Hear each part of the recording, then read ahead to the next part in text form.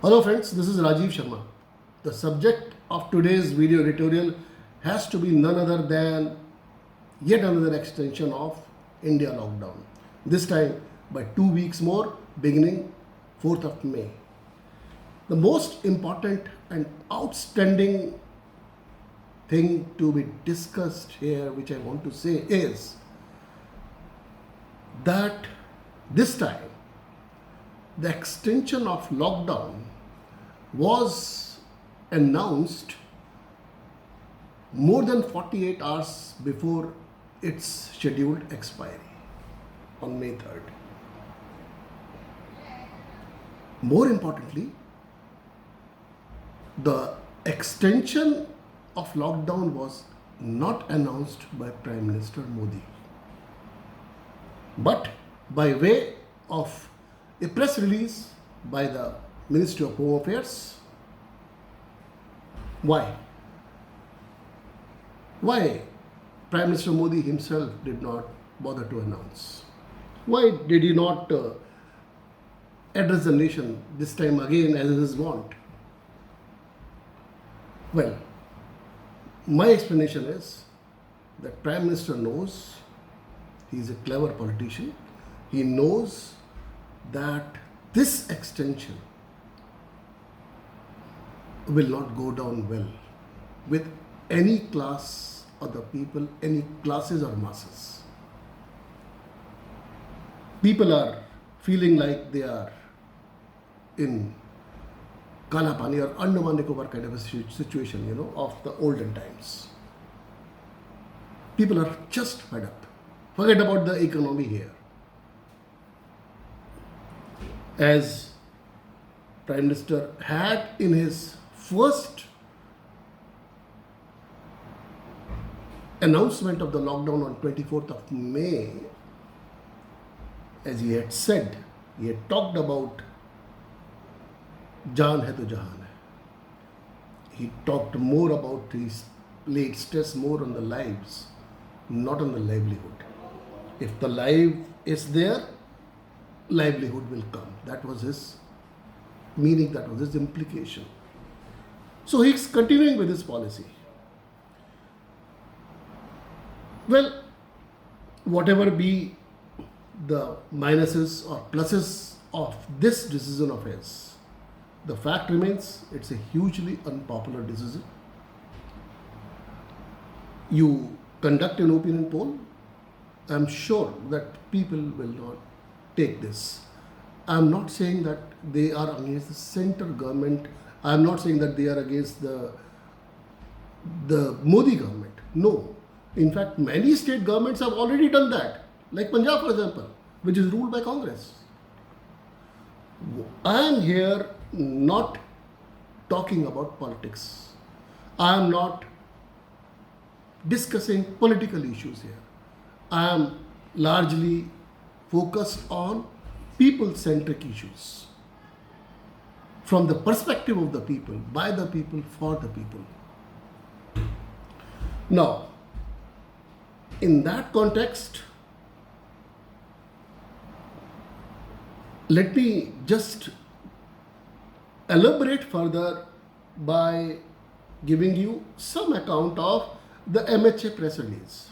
A very exhaustive press release, which is followed by a 12 pages annexure of the guidelines. It makes it very clear that anybody violating the lockdown will be penalized, and the penalty can be 1 year of imprisonment or fine or both. So, obviously, no one will dare to. But the MHA press release also talks about the traffic signal coding kind of system, dividing the country into 3 zones: red, orange and green. So red zones are those obviously where which are hotspots, where there are numerous huge number of active cases, and red zones also have containment zones. Within the red zones, there are containment zones. So containment zone is like the core and kernel of the virus afflicted people who are confined to a particular territory.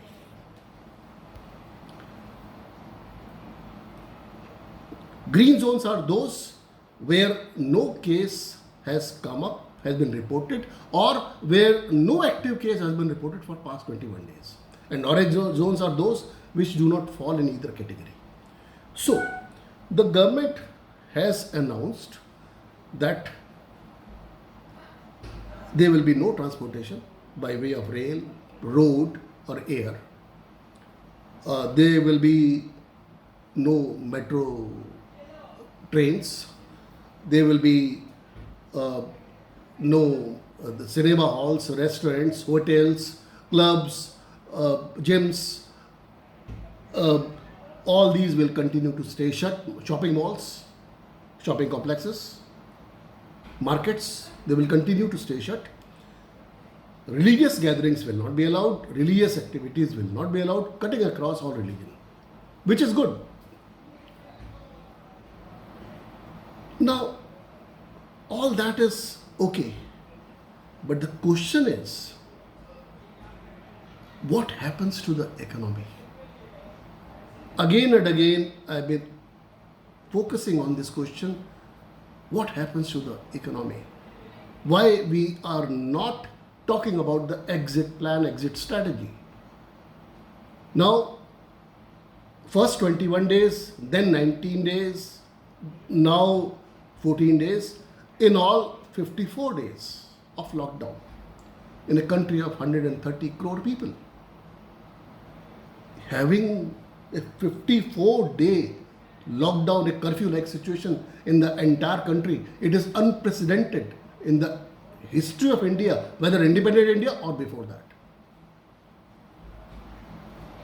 Well, whatever, that is the wisdom of the government, but the people have the right to question the government's wisdom, the government's moves, which is why here I am before you. Why is it that the government has not infused, injected, announced any further stimulus package since March 24, when Finance Minister Nirmala Sitharaman announced a stimulus package of 1,76,000 crore package? Since then, in his address to the nation, Prime Minister Modi on 24th of March had said that we are looking at the economy, as several expert groups of 11 of them have been formed. What has happened to those groups? We don't know. When is the next stimulus coming? What about the industry? What about those core sectors of the economy, like aviation, like transportation, like construction, like manufacturing, like even cinema, entertainment industry? The shooting schedules are cancelled now. Mega producers are considering online releases, premiere of the films. That's what we are hearing. This is what happened in China. This is what China did during the Wuhan lockdown of 76 days. Now, another thing. In the long press release and the 12 pages of explanation of guidelines, the MHA has not bothered to give the number of districts in the country in the first place. Forget about the classification into red, orange, and green zones. How many are red zones? How many are orange zones? How many are green zones? And which are they? Now, well, what about those people, those Indians who are stranded abroad? I have lots of people approaching me. Vijay Malik, for example, he is the president of Delhi Stainless Steel Cutlery Association, who went to Nigeria on a business trip 2 months ago exactly. March 2nd, he reached Lagos. And he stranded there. He is a senior citizen. He has gone from pillar to post. And nobody hears, nobody listens. When foreign countries, as many as 72 foreign countries, have evacuated more than 60,000 people of their 60,000 people of their origin, of their country, from more than 60 countries. When they have been evacuated, and more are going to be evacuated next week by UK, as many as by that number will further increase. Why government of India is not bothering about those people? Vijay Malik, for example, now he says that they are paying hotel expenses. They have run out of cash. In a country like Nigeria, there are total number of just 160 ventilators. The health facilities are just not enough. Another country, Singapore, for example, Amit Sharma, another Indian who is stranded there, who is desperate to move out, to get back to country. He is from Jaipur. But he says that Singapore last month deposited sum of equivalent of 51,000 crore equivalent to 51,000 INR into each one's account, whether you are a billionaire or an average person. But what has government of India done?